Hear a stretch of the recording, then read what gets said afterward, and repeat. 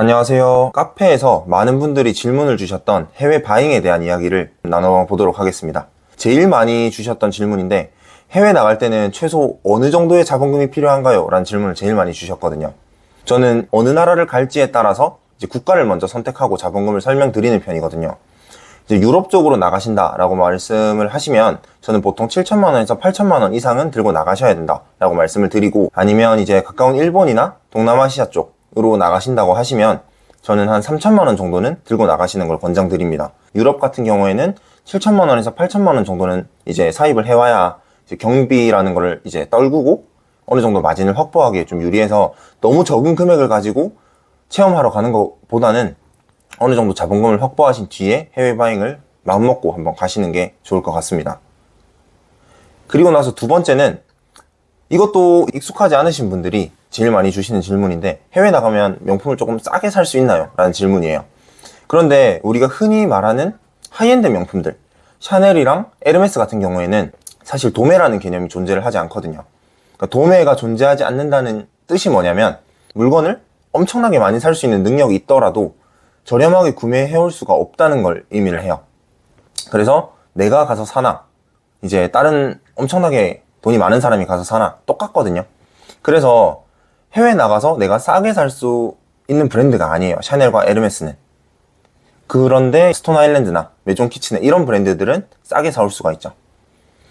그래서 싸게 사올 수가 없기 때문에 가격은 동일합니다. 오히려 해외에서 한국으로 들고 들어오는 게 더 비싸요. 왜냐면 해외에서 100만원짜리, 국내에서 100만원짜리 제품을 샀을 때 해외에 있는 제품을 구매해서 한국으로 들고 올 때는 관세랑 부가세라는 게 붙어요. 보통 평균적으로 관세는 8%고요. 부가세는 10%예요. 그래서 평균적으로 18%의 추가적인 세금을 더 내고 들고 오는 거기 때문에 가격 자체로만 보면 한국보다 조금 더 비싸다 정도로 말씀드릴 수 있습니다. 그 다음에 이제 한 번 나갈 때 어느 정도의 기간을 여유를 두고 가지고 나가야 되냐, 이제 이런 질문을 주시는데, 이제 유럽 같은 경우에는 아무래도 사입하는 비용도 많고 기간도 조금 길어야 되기 때문에 이제 가는 데만 하루, 오는 데만 하루잖아요. 그래서 아무리 짧아도 한 8일? 9일 정도는 잡으셔야 되고, 좀 여유 있게 간다 싶으시면 한 2주 정도는 생각하시는 게 좋습니다. 근데 이제 제가 가까운 나라, 뭐 일본이나 싱가포르나 이런 나라로 바잉을 하러 갈 때는 보통 한 4박 5일?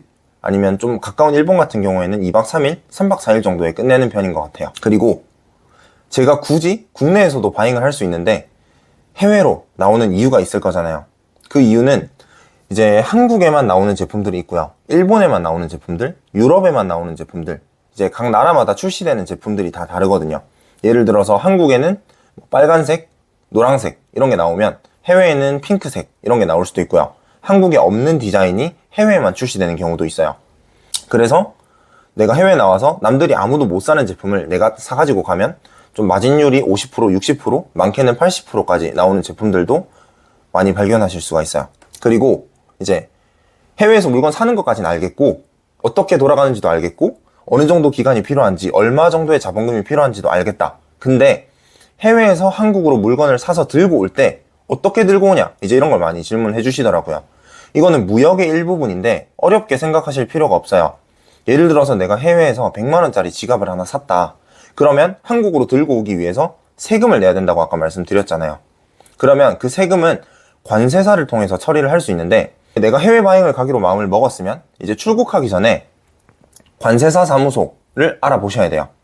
주변에 이제 뭐 네이버 같은데 관세사 사무소 이렇게 검색을 하시고 주변에 있는데 연락을 한번 하셔가지고, 제가 몇 월 며칠에 해외에 나가서 제품을 사서 사업자 통관으로 진행을 하려고 하는데 필요한 서류를 요청하면 이제 관세사무소에서 필요한 서류를 주실 거거든요.